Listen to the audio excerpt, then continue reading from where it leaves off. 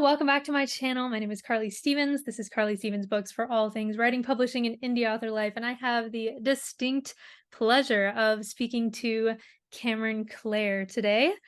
Um, she is a USA Today best-selling author who writes stories with witty tongues, wicked needs, and wild deeds. So this is going to be a romance-centered interview. We're going to be talking about romantic tension, and that kind of thing. So, for those who are used to watching my channel and don't read spicy things, maybe these aren't the books for you.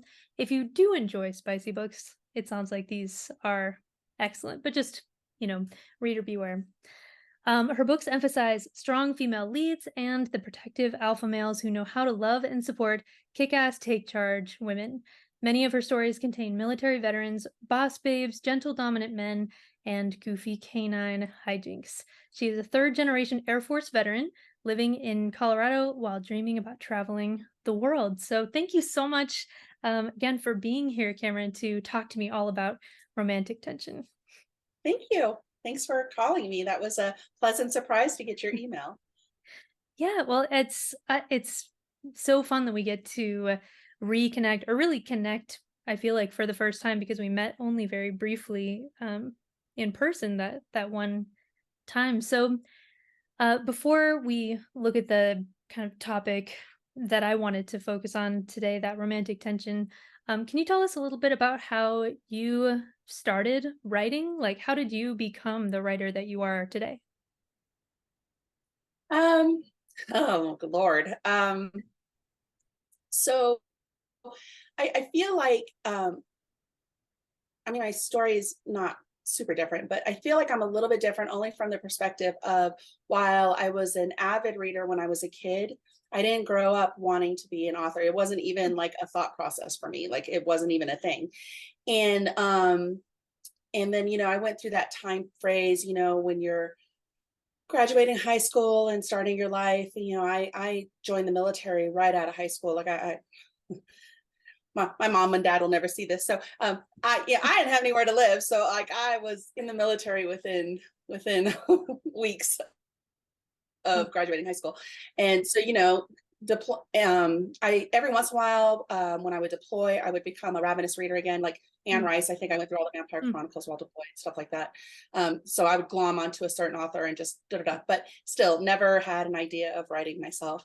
And mm, then in 2013, as a civilian, I deployed with people to this really remote region. And I was reading I became a reader again after I got divorced and everything. And then I was binging the Fever series by Karen Marie Moning, and which is excellent.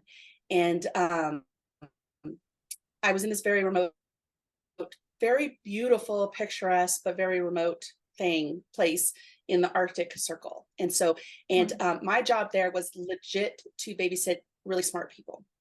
Um, and get them whatever they needed, but like I wasn't one of the smart people, so I had a lot of downtime. And so, but I wasn't allowed to bring electronics with me, and so during the day. And so I would read all night and have all of these beautiful images and stuff in my head from her world that she built. And then during the day I had nothing better to do than to fantasize about this world that I wasn't able to read because it was all on my Kindle. And so I started just kind of, in essence, in some ways it almost was like a fanfic thing where I just kind of Mhm, like had built this whole like scenario of these two characters that weren't her world, but like kind of were built off of that world. And then I was like, oh, maybe I'll try to write it. And then we were there for 5 weeks, and then by the time that I got home and I kept going, I had like 150,000 words and this entire world built. oh, And wow. no concept of what I could do with it. And then I started kind of searching, like, what can I do with this? And I found our local community, which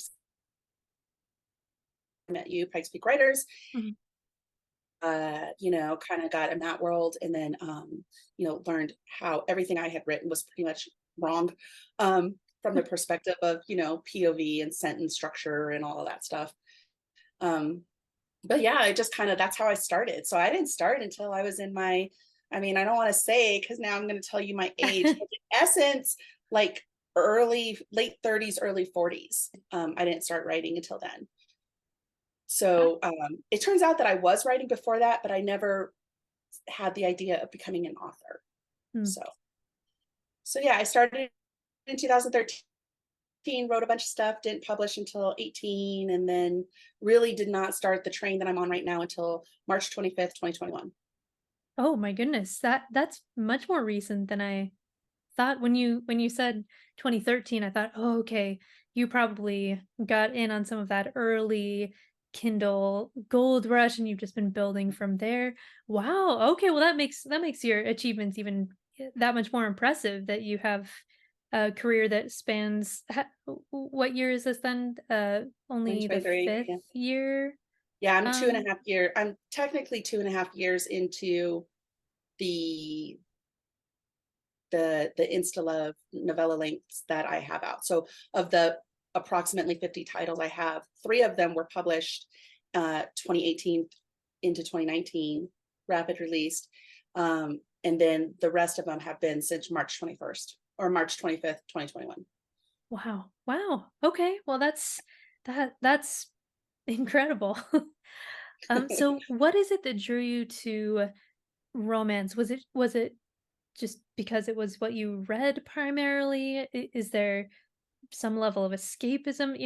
What is it about that genre that makes it the right fit for you? So I don't I'm know sure if it's, you know who MK Meredith is.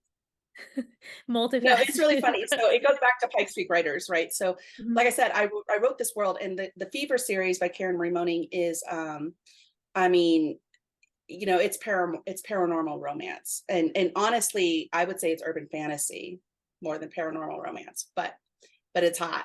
But it doesn't get hot until like book four. But so I would say it starts off as urban fantasy and then morphs into paranormal romance. But so I thought I was going to be an urban fantasy writer, Oh, and I went to one of those Pikes Peak writer meetings, and I met MK Meredith, who's now my bestie, and she writes romance, and so her and I were starting to talk, and that was back when I still didn't know what POV was and all that stuff, and she asked me what I wrote.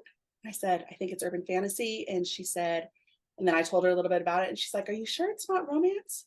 And I was like, "No, I'm not gonna write romance, no," because I immediately just thought like you know, oh God, I'm like blanking on names at the moment. But in essence, I taught Nora Roberts and stuff mhm. like that, and more of the 80s, 90s, early 2000s style romance, right? And I'm like, oh no, I'm not writing that. And more along the lines of even like women's fiction, without understanding it. And I was like, oh no, that's not me. I write paranormal. So, anyways, and then more investigating, and I was like, oh no, yeah, no, I'm writing romance. So it became clear very quickly, and then I just embraced it, and then it was much easier from that point Nice. to I go. I bet. I mean, just in knowing the direction to take your story and marketing and, finding your audience and all of that. Yeah. That's interesting though. You thought you were starting out with urban fantasy. Not that those are mutually exclusive genres, of course, but huh. Well, and all of my favorites are all paranormal. So all of my You mentioned Anne favorite Rice and authors. yeah. Well, yeah. So I mean, Anne Rice. I mean, Sherilyn Kenyon, J.R. Ward, Larissa Mhm. Ione, Janine Frost. Like. So I thought I was going to be in that realm, and all the first stuff that I've written that has still not seen the light of day is paranormal. Oh. Um, I went contemporary because of the business side of being an author. So I wrote a contemporary based upon the idea of if a agent and or a publishing house was going to chop up my book, I was not going to let them touch my paranormal. Mm. And so I decided to go contemporary, and then yeah, and then that just took a whole new life of its own. So eventually I'll get back to paranormal eventually. Yeah, I mean you can eventually you can do it all in seasons, right? You'll Right. go It's back if coming you want soon. to.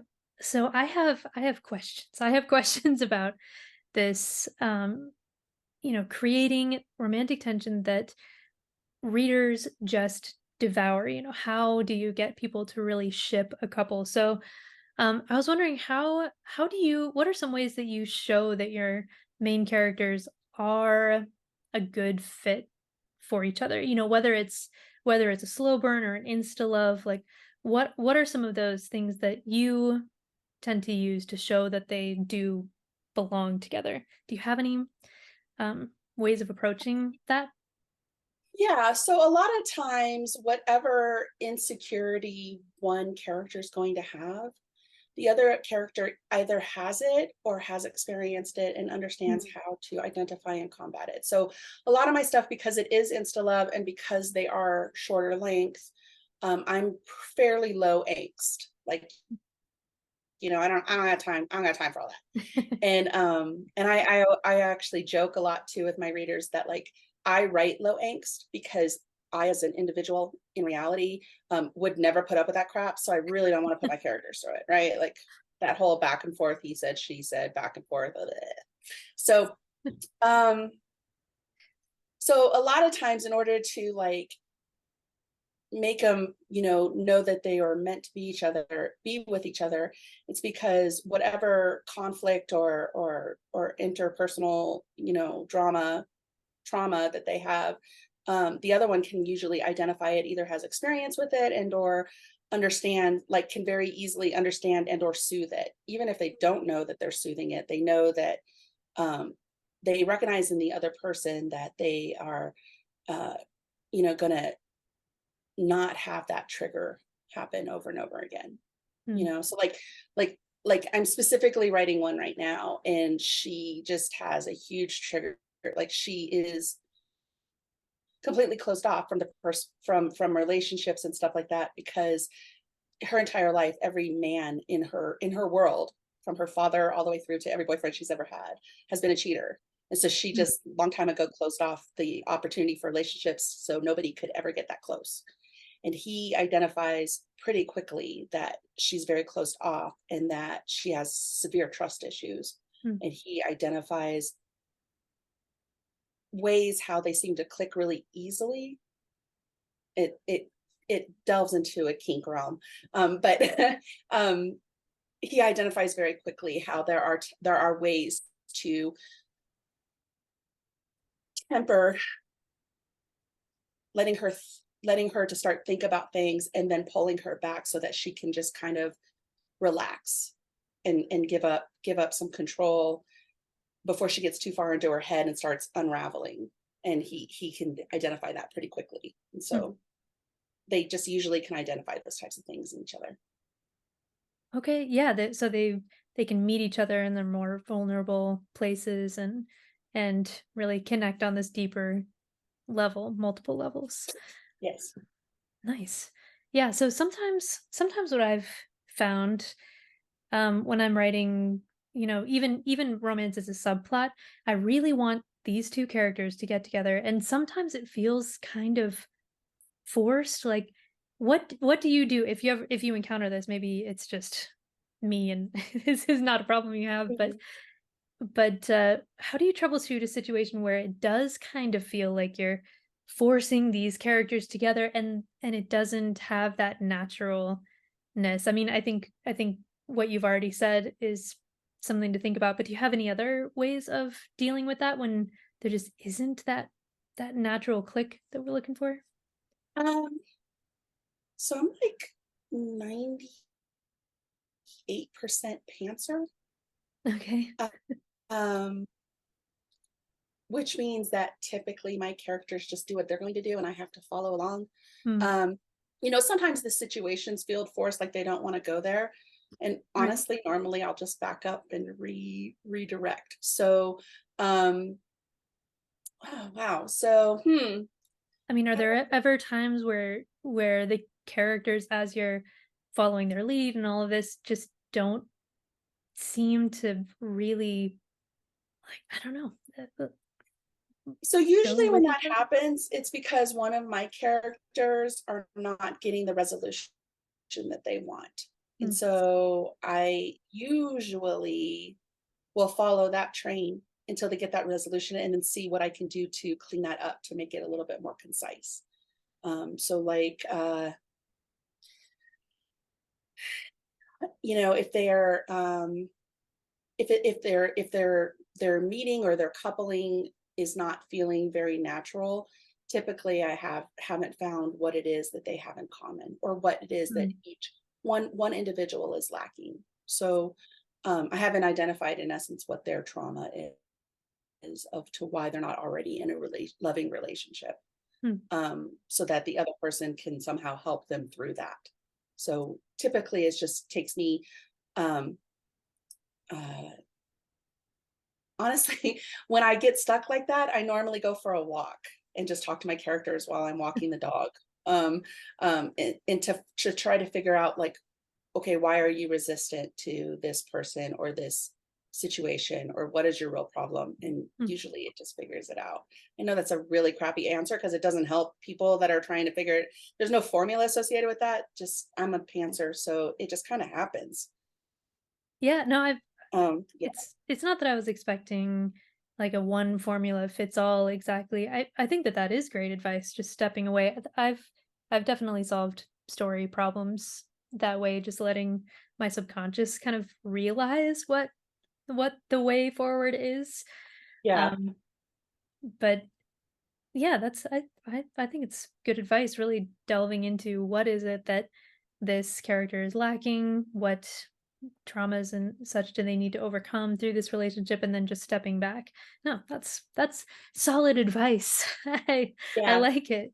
It's Um, probably usually if I get stuck, it's usually because I haven't fully flushed out what one character has going on. Maybe mm, I've been ignoring them up to a certain point, and now they're like, "No, I'm not going to go any further until you fix me." And I'm like, "Okay." like when you're focusing more on one main character and the other one is not as developed, that kind of thing in Yeah, your own mind. yeah. Yeah, because like typically in series, in all genres, right? Typically in series, you normally have the one main set which are interconnected, right? So like, like in a lot of the worlds that I love to read and write, usually the men are all connected in some ways, Mm, right? Where and then the females might know each other, they may not, but they're like, the females are the individuals that come in and meet the men who are all connected. That right, they're all the series brothers or together. they're all working at the same Yeah, they're company like or they're all yeah. yeah, all from the same military unit or Mhm. whatever, right? Um, I have them fairly flushed out.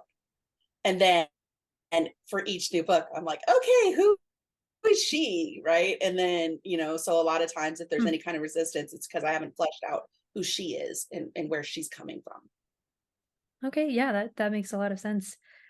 So it's interesting that you write insta love because, well, for a couple practical reasons.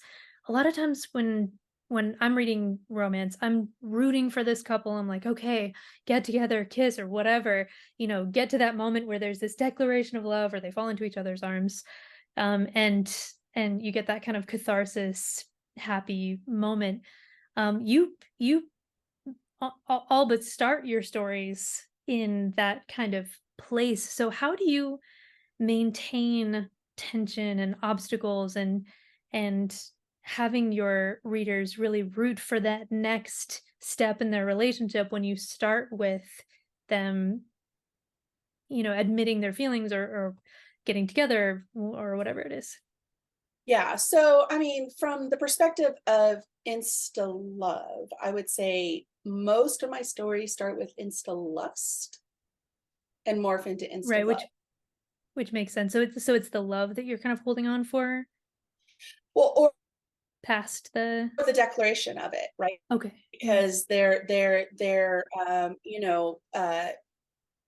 and obviously I can't speak for everybody's experiences, right? But a lot of individuals, a lot of my stories and stories like mine are literally at least one of the individuals, usually the man, because these are written for women, right? And so the women are the ones that it's the fantasy for the woman.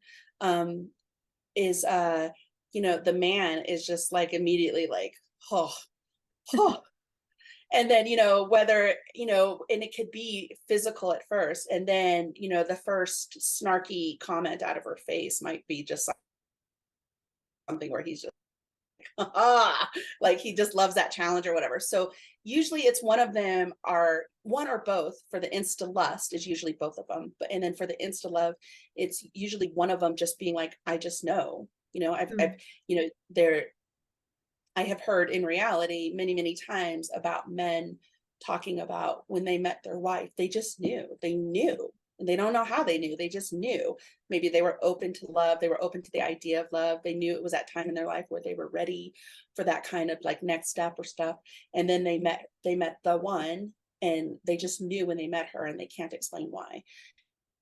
And so how do you keep the tension going after that? Usually, a lot of times, it's internal or external factors that are keeping them from either making the declaration or being able to see how they can resolve their conflicts in order to get to that, happily ever after step, or being able to just say, screw the world, and we're going to fight for our happily ever after, regardless of what everybody else has going on. Mm. um so that's, even if they feel it very, very, very early in the beginning, usually they are avoiding the words and or that next step for a variety of reasons. Mm. And occasionally there's miscommunication. I'm not as much of a fan of miscommunication, so I use it less. I feel like there are ways to do it. There are ways to do it, and then there are ways to do it. Right. And So I, it's I try not to make everything a miscommunication. Sometimes it's a that can get frustrating. resistance to communication, Mm. um, which is also frustrating for the reader. But Yeah, so I like that. What you're rooting for is not only, them to get together. It's knowing that they have this chance at a happily ever after through, the difficulties or the things keeping them apart even after they are initially attracted to each other and together in one form or another. Yeah, I like that. I like that. Any additional tips or maybe some recent small game changing uh things that you've learned to enhance your uh romance, writing? Keeping it PG-ish. changing tips. I mean, I feel like we're always learning little pieces or little things that we can use or yeah, I that's an interesting question. I I tend to write very quick and very concise, and so um I did a signing recently, and one of the things, people were like, so tell me what you write or whatever, and that's like the worst question ever, because you're like, I don't know words. Find my book. I don't know, like, I don't know what I do. But um what I started saying was, is, I write very quick reads, and it's not because of the length, it's because like I get you hooked in. I give you just enough detail that you can understand what's going on, but I don't overdo it. So that way you have an image of who the male is and who the female is. And I guided you just enough to have the basics, and then you get to run with it from there. Right. So like that type of stuff, taking out a lot of the non-committal words is Mm, what I've been calling them, to just try to like drive the story very, very quickly. I feel like, when you read romance as a reader, you know what you're getting. Like that's the only tenet in romance, right? From closed door. So there's a couple of words that I personally like, me and other authors I know, because I've had this conversation with them. There's a couple of words that we cringe on when people talk about the subgenre of romance that they love, right? mhm. So, um, you know, so uh, so I will use the word closed door. So from closed door romance to, I write very open door romance, to dark romance, to, romance with kink elements in it, whatever, da da da da da, right? The whole spectrum of romance. In the end, the only tenet that is an absolute is there must be a happily ever after or a happy for now, straight up. So we all know it's not a mystery. We all know how the story is going to end in We some just way don't know or how we're another. gonna get there. Right, The right, tension, yeah. right. That is the reader expectation. Do not break that reader expectation. You will get hate mail, right? Like, give them that, right? Um, and so, we all know where we're going to. And so it's kind of funny because when somebody says, like, how do you get the characters to the end? Well, there's really no option, right? Otherwise, I'm gonna have to change genre if I don't give them that in the end, right?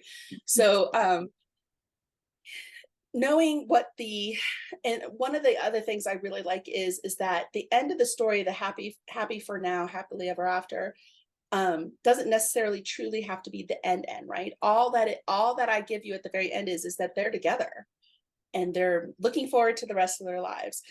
And, for funsies, we do like, bonus epilogues and stuff, 5 years in the future, 15, kind of show you snippets of where their lives are, which are really fun to write.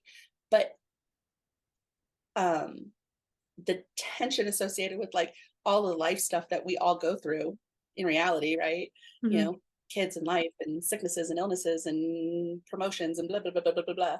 Yeah. I don't have to do because that's the whole purpose is for all of our books, regardless of genre, is for them to be an escape Mhm. for the reader. So as far as like individual tidbits that I've learned, I think that I'm constantly learning about things that are appropriate and not appropriate to do. Um, but I also just learn from reading other people's writing about how um, it doesn't have to be as rigid as they kind of make you believe in the beginning. And I think they make you Mhm. believe that in the beginning to try to give you a roadmap of how to do this author thing, right? Like, in Um, terms of plot or rapid release yeah, or just everything, everything, right? Like if all you those go things? to a writing conference, right? Every class associated with here is story structure, here is the hero's journey, here is your POVs, here are this, here are that, blah, blah, blah, blah, blah, sentence structure, da, da, da, da, da, right? All of that is really good stuff to know. However, what I have found is that as time goes by and you learn your craft, in the end, the number one thing is to be true to your voice and discover what your voice is. And if your voice happens to break some of those good writing tenets, right? Um, it's not necessarily a fail, right? So, like, own your voice. It's more like, can you tell a good story? Are you still accomplishing your goal despite breaking these quote unquote rules? Yeah, Right. I feel like it is important to know a lot of story structure and to have that, but it's more of a tool than, it's more, if it's more of a guideline like the pirates Yeah. say, more of a guideline than an actual rule. Um, Right. so not to feel like you're married to, well, this has got to be a 3 act structure or something like that. It's so you've learned to trust your voice now that you've developed the ability to really feel out a story. That's what I'm hearing. Yeah, absolutely, absolutely. Because I have an engineering background. So when I Mm. first started and I first started going to conferences, I Ooh, you was were all about the overwhelmed. structure, I bet. Oh, big time.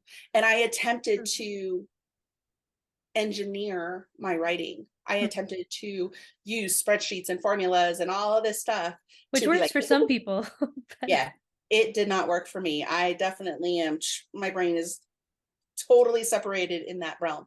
And mm, so yeah, what I learned as time has gone by, as I've put stuff out, as I've gained readers and had people, people glom onto, my series and stuff and be like, I love this or whatever, is, to trust that I have the tools in the back but in the end, but I can also, write what I need to write and satisfy my readers' expectations, which Mm, is the number one requirement in essence, right. when it's all said and done. Yeah, well, it's a fantastic reminder that there are so many ways to tell a great story, and some of them do go out of the kind of acceptable boundaries. And you mentioned at the beginning of this answer just about pacing and making things really accessible and smooth and quick, especially for certain subgenres of romance. I think that's really helpful to keep in mind just because romance readers are so voracious and they want a nice quick, you know, experience as they're going through the story. So, yeah, Yeah, this yeah. this has Well, and been I think a lot of beginners um, get paralyzed by all of the rules and the things to learn and everything. And so, like I said, I don't think it negates the fact that you need to learn those things. I just think that you need to learn them and then realize that at some point you're going to be comfortable with your voice hmm, and just let that ride, you know? It's yeah. okay. Don't let it paralyze. That's the rule. That's the takeaway. Don't let it all paralyze you. If you find your readers, they will love your voice. Yeah, that's hopefully really freeing permission to somebody out there and to for some of my stuff as well. So yeah, thank you so Oh, much I think it's for for all genres. yeah, yeah. Yeah, I write in a few different genres and have kind of different voices for different genres. So I don't even know. I'm all over the place. Sometimes I plot, sometimes I pants. I don't even know who I am, but I guess it means I can kind of relate to a lot of people. So that's good. Yeah. Um, so thank you for sharing your experience, your expertise. I mean, you have been really successful in this realm and you've published so many books that I really appreciate your advice and your feedback. So where can people find you and your work online for those who want to know more? Honestly, I'm just everywhere. I mean, I'm literally everywhere. I'm wide, so I'm on every retailer. I sell from my direct sell from my store. I'm everywhere. You just have to look up Cameron Clare and just pick whatever fits you best. Um, Okay. yeah. Okay, I'll put a few links down below. I'll definitely include your website. Are there any social media platforms that you're active on that you would I'm most prefer? active on I have a reader group on Facebook and then my page on Facebook. And then of course all of that populates to Instagram. Um, so I'm most active there is Facebook, I would say. And then my newsletter, I always am like prompting people on my newsletter to like ask them questions about like just life in general, just like stupid stuff. Like, I mean, they're not stupid stuff, but it's literally just like, I Get to went know to, you type stuff? I drove by a car show this weekend, like, are you into classic cars? But like, I will ask pretty much anything, just something that's on my mind at that moment. So I like to talk to people from there. So, yeah.